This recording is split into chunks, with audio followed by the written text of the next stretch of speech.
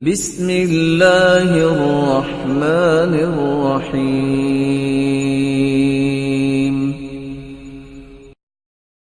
علمت نفس ما قدمت وأخرت۔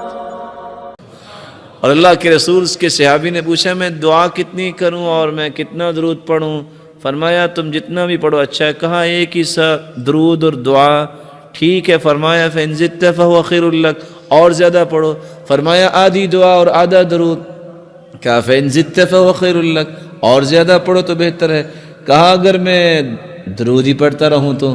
فرمایا اذن تکفى همك ويغفر لك ذنبك، تیرے زندگی کے گناہ بھی سارے معاف ہو جائیں گے اور پوری زندگی کے غم بھی اللہ دور فرما دیں گے۔ میری اللہ سے دعا ہے اللہ تعالی ہم سب کو سعادت کی زندگی عطا فرمائے، ہمارے گناہوں کو معاف فرمائے، ہماری خطاؤں اور لغزشوں کو معاف فرمائے۔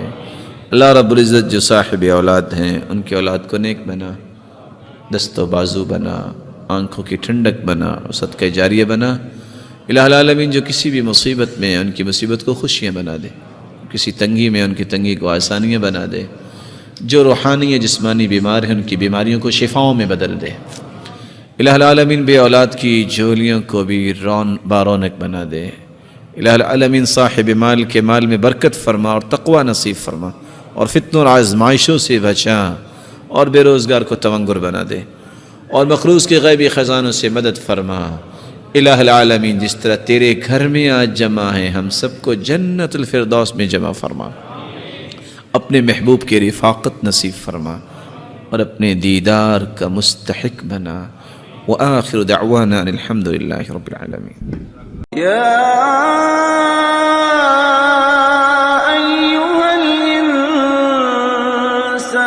ما غرک بربک الکریم۔